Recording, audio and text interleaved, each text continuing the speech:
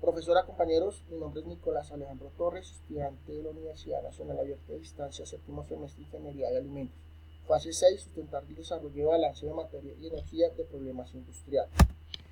Bien, para el primer problema tenemos un proceso de deshidratación y evaporación para obtener melaza. En la pantalla observamos el diagrama.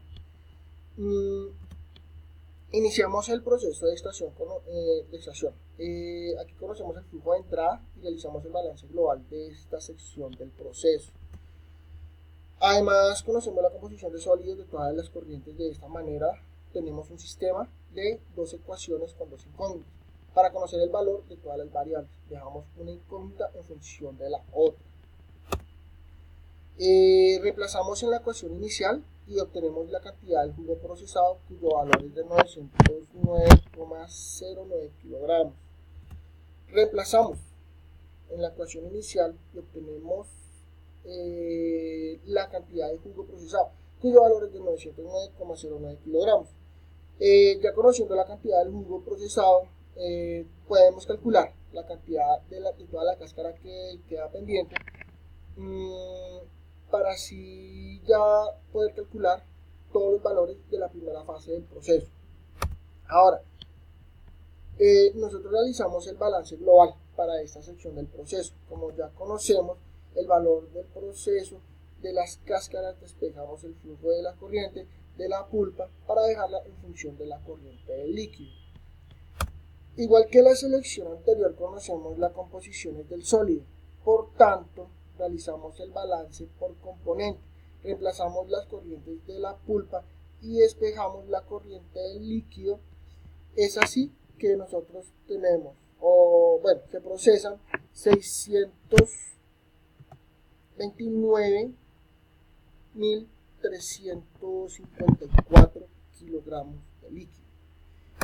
Ahora, solo nos hace falta conocer la cantidad de la pulpa procesada. Para ello tomamos la ecuación del balance global, reemplazamos los datos ya conocidos para despejar el valor, así como tenemos lo que se procesan, que son 461,54 kilogramos de pulpa. Para la deshidratación del proceso es importante tener en cuenta que se utiliza vapor para otorgar el calor necesario y generar la deshidratación. Sin embargo, en primer lugar, nosotros realizamos el balance de las corrientes del proceso sin tener en cuenta la del vapor. De esta manera, solo obtenemos una corriente desconocida. Ahora, para realizar el balance de vapor debemos realizar un balance de energía. De esa manera, a partir de las tablas de vapor, identificamos la temperatura de la saturación a las presiones dadas para calcular la masa de vapor alimentada. Para realizar la deshidratación debemos realizar un balance de energía. Nosotros no tenemos los calores de las entalpías, sin embargo, con la presión del vapor y las tablas de vapor las podemos identificar. Como se observó en el balance global de energía, necesitamos conocer la entalpía de la pulpa deshidratada y de la pulpa. Para ello nosotros tenemos que la entalpía de la pulpa y la entalpía de la pulpa deshidratada, para hallar este valor específico de las corrientes, nosotros hacemos el uso de la masa. Así podemos nosotros calcular estas entalpías. Ahora, el propósito de todo esto es calcular el valor de la masa del vapor requerido. Ya conocemos los vapores de todas las corrientes. Es importante tener en cuenta que las masas del vapor que entra al sistema es igual a la que sale. Con ello podemos despejar la corriente del vapor y calcular su masa. De esta manera nosotros tenemos que se alimenta de 9.335,09 kilogramos de vapor. Finalmente tenemos la entalpía de evaporación. Ahora, nosotros realizamos el balance global, conocemos la corriente de entrada, por lo que tenemos dos variables desconocidas. Es así que dejamos una en función de la otra. Por lo tanto, tenemos que se producen 104,895 kilogramos de melaza. Ahora, Con las corrientes calculadas ya podemos calcular la corriente de vapor usada. De esta manera nosotros podemos calcular el calor suministrado. Para ello calculamos el calor suministrado en la melaza y en el vapor, para calcular el calor total, que es la suma de las dos. Ahora, para este problema nosotros tenemos una reacción de fermentación. La bacteria consume silosa y glucosa. Esta produce etanol y dióxido de carbono con una conversión del 100%. Las reacciones que presentan son: silosa produce etanol más dióxido de carbono, glucosa produce etanol más dióxido de carbono. Nosotros no tenemos la cantidad de azúcar alimentada, sin embargo tenemos los datos necesarios para calcular las moles del carbono producidas en un tiempo establecido. Nosotros utilizamos la ley de gases ideales. De esa manera se producen 0,82 moles de carbono en 1 hora y 50 minutos. Sí, 0,82 moles de carbono en 1 hora y 50 minutos. Es importante calcular el carbono producido en 1 hora. De esta manera nosotros tenemos que se producen 0,45 moles de carbono en 1 hora de reacción. El carbono producto de la reacción con silosa y glucosa, con ayuda de la estequiometría de la reacción, calculamos la cantidad de azúcares alimentadas. De esta manera nosotros tenemos las reacciones de la silosa y de la glucosa. Deben producir en total 0,45 moles de carbono. Como tenemos por cada 9 moles de glucosa alimentada, se alimentan una dexilosa, tenemos la ecuación en una sola variable. Y así podemos nosotros obtener que se alimentan en 0,023 moles de silosa. Ahora, para calcular la silosa alimentada, hacemos uso de la reacción, por lo que tenemos que alimentarnos de 0,21 mol de glucosa en 1 hora.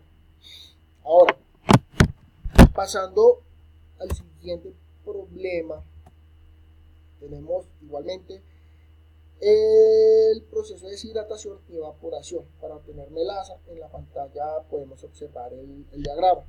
Iniciamos con el proceso de extracción, al igual que el anterior. Ya conocemos el flujo de entrada y realizamos el balance global de esta selección del proceso. Además conocemos la composición de los sólidos, de todas las corrientes, aquí tenemos un sistema de dos ecuaciones, dos incógnitas, para poder conocer el valor de las variables. Reemplazamos en la ecuación inicial, ya sabemos que obtenemos del jugo procesado 909,09 kilogramos. Aquí ya pues iniciamos a reemplazar nuevamente la ecuación inicial para obtener la cantidad de jugo procesado.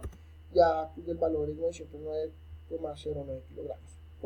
Conocemos ya la cantidad de jugo procesado, calculamos la cantidad de la cáscara pendiente y así ya calculamos absolutamente todos los valores para la primera fase de este nuevo proceso. Aquí pues realizamos el balance global para esta sección del proceso. Como ya se sabe, el valor del peso de las cáscaras, despejamos el flujo de las corrientes de la pulpa para dejarlo en función de las corrientes del líquido.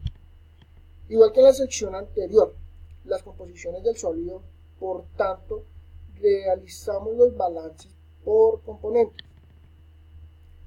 Reemplazamos la corriente de la pulpa y despejamos la corriente del líquido. Es así que tenemos que se procesan 629,354 kilogramos de líquido. Ahora solo nos hace falta conocer la cantidad de la pulpa procesada. Aquí tomamos la ecuación de balance global, la reemplazamos ya con los datos que nosotros tenemos y obtenemos un valor de pulpa de 461,54 kilogramos. Ahora, para la deshidratación de la pulpa, el proceso es muy importante. Es importante tener en cuenta que se utiliza vapor para otorgar el calor necesario y generar la deshidratación. Sin embargo, en el primer lugar, realizamos el balance de las corrientes del proceso sin tener en cuenta la del vapor.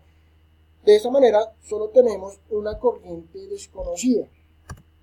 Para realizar el balance del vapor, nosotros debemos realizar un balance de energía.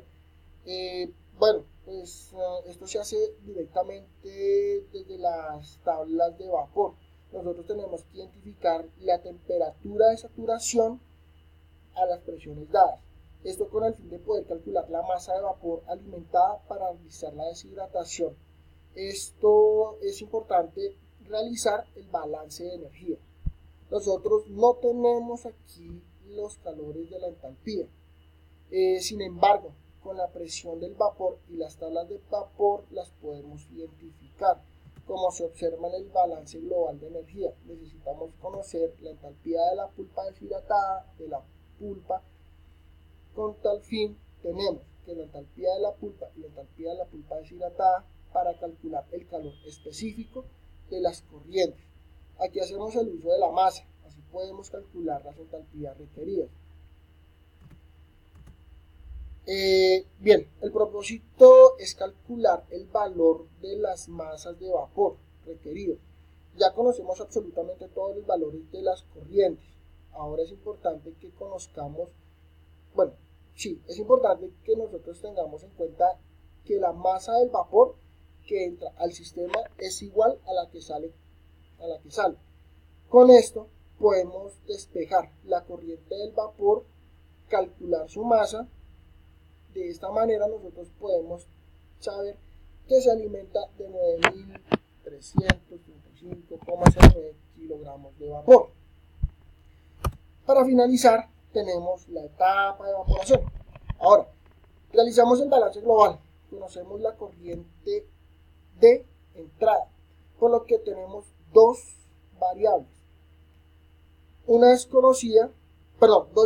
Dos variables desconocidas. Es así que dejamos una en función de la otra. Por lo tanto, tenemos que se producen 104.895 kilogramos de melaza. Ahora, con las corrientes calculadas ya podemos calcular la corriente de vapor usado. De esta manera nosotros podemos calcular el calor suministrado, calculamos el calor de la melaza y en el vapor para calcular el calor total de la suma de los dos. Para este problema tenemos una reacción de fermentación. La bacteria consume silosa y glucosa. La bacteria consume silosa y glucosa y produce etanol, dióxido de carbono con una conversión del 100% con las reacciones que se presentan. Estas son: la silosa produce etanol más dióxido de carbono, la glucosa produce etanol más dióxido de carbono. Bien, nosotros no tenemos las cantidades de azúcar alimentadas, sin embargo tenemos los datos necesarios para calcular las moles de carbono producidas en un tiempo establecido, utilizando la ley de gases ideales. De esta manera tenemos que se producen 0,82 moles de carbono en 1 hora 50 minutos. Es necesario calcular que el carbono producido en 1 hora de esta manera, tenemos que se producen 0,45 moles de carbono en 1 hora de reacción. El carbono producto de la reacción con silosa y la glucosa. Con la ayuda de la estequiometría y la reacción, nosotros calculamos la cantidad de azúcares alimentadas. Ahora, de esta manera nosotros tenemos las reacciones de la silosa y como tenemos por cada 9 moles de silosa alimentadas. Esa se alimenta una glucosa, tenemos la ecuación en una sola variable y así podemos obtener que se alimenta de 0,026 moles de glucosa. Para calcular la silosa hacemos uso de la reacción, por lo que tenemos que alimentamos 0,24 moles de carbono 5, oxígeno 10 y oxígeno 5 para un total de 0,20.